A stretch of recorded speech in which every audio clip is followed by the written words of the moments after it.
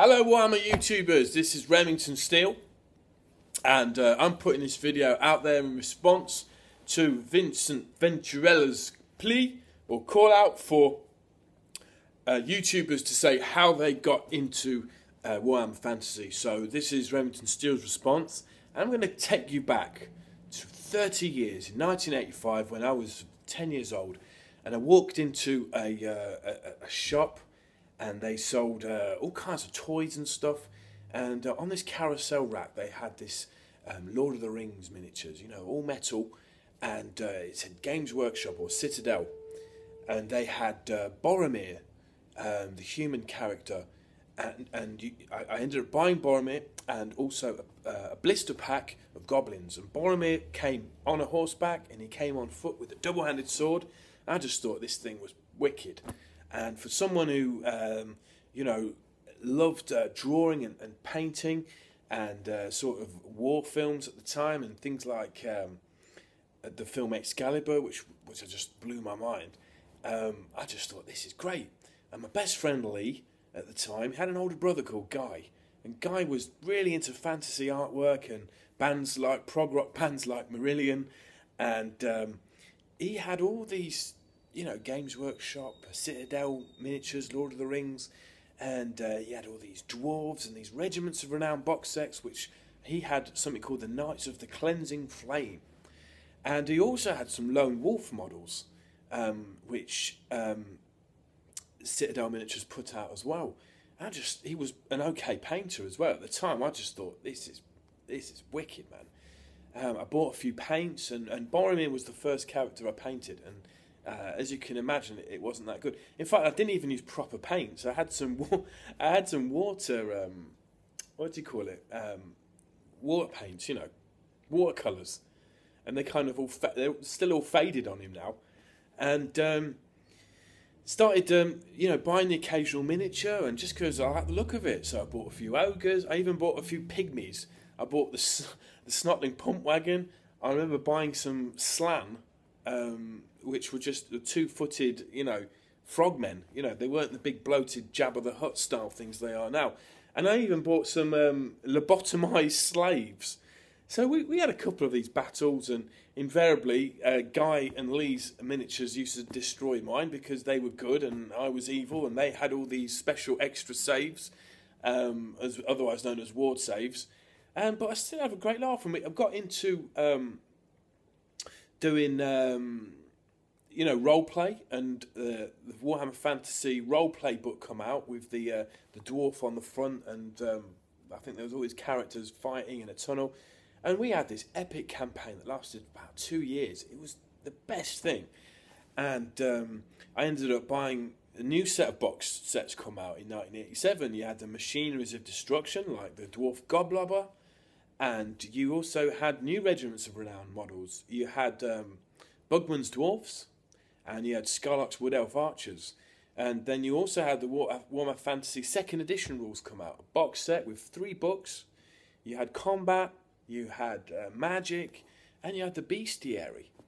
And I mean, as my friends were growing up, they, you know, got into it for a bit, and then they went on to get into music like myself, and we kind of lost touch with it, and these things you know, went into their boxes and ended up in the attic. And many years later, I'm going to fast forward now to 2010, when I went through a period of my life where something was missing. I'd spent 15 years heavily in the music industry, really trying to make it work, and I came to a crossroads in my life. I thought, what am I doing with my life? I need a change. I love what I'm doing, but it's taking a lot of energy away from me. I'm, you know, always away travelling and stuff, and I thought, oh, I need something that's not music, that's still creative. And I came down from the attic, and I found these old box sets in great condition, and all these lead miniatures, and I looked at them, I thought, flipping it, I wasn't half bad at painting, you know. But I thought, well, you know, whatever, let's just see what I can get from them by selling them on eBay. So ended up researching a bit, and all these Marauder ogres that I had, I bought them for, say, £2 at the time. I'd be able to sell them for £5. So more than double my money. And I remember one guy, he messaged me. He says, "Oh, I'll buy all 5 of your Marauder Ogres for £100." And I was like, "Yeah, okay." So I rapidly started selling all these rare miniatures, and making a profit. And at the time, I thought, this is great. And I thought, all right, well, what else is out there? So I looked on Games Workshop's website, and I've seen, flipping heck, all these new models, all these new armies. They look wicked. I went onto YouTube, and I found channels like Vol and Malorian and Blue Table Painting, and they were showing you all battle reports, and then I realised it's a community, and there's like a living community out there making battle reports, and you could use these miniatures, and you could just play this epic game. And my curiosity got the better of me, and I ended up starting to get my elves out, and I bought some dryads, and I started painting them, and I joined the Wood Elf forum, the Azrite.org, and I just thought, well, let's start painting again. And it was autumn at the time, and I started getting leaves and stuff, and using the creativity of that with the Wood Elves, and posting up pictures, and I got a great response back. And very quickly, I started getting vampire counts, and because they never used to have vampire counts back in the day, it's like a new army to me. So I got all these zombies and skeletons, and very soon I was getting the dwarves out and touching them up, Marauder miniatures were going for quite a lot of money. And not that this, for me, I don't want to make it sound like it's a money-driven thing, but it's not. I ended up buying loads more than what I sold. And, I don't want to sell my old ones anymore. I think, there's kind of a bit of history there, You got these old dwarves, and they're really one-offs, full of character. And I started to get beastmen, and started to get an ogre army, and then I got a dark elf army, and now I've got half an orc army painted. And the hobby side of it is my first love. I love getting a blank canvas and then creating something that's unique. And I love being able to paint something that's a bit of metal, or a mouldy bit of plastic, and turning it into something so characterful.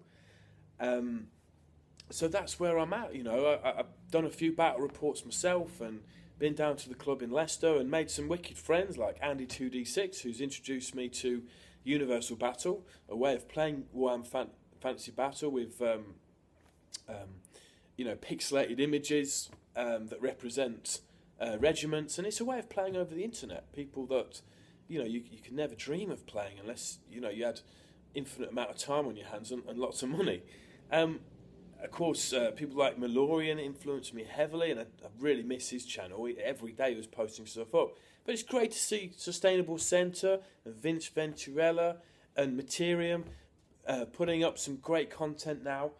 And can't go without shouting out Mr. Reef, because he was one of the first channels I got into, and it sporadically put some Beastmen battle reports up where he gets his ass whipped nearly all the time, but he had the best looking army I'd seen at that point. And he got back into the hobby, and we became friends, and we met up in Nottingham at the centre of Games Workshop, and we had a great laugh. And he's dropped out of it for a bit at the minute, but I think quite a few YouTubers have, because they're just waiting to see what 9th will bring, 9th edition. And as am I, in a way. So I've still got a ton of miniatures to paint, and we'll see what happens. But the debate at the minute with the round bases thing, I can't see that happening. I can see them putting monsters and war machines and the odd character on a round base, but give over. They're not going to completely change that format. Surely not.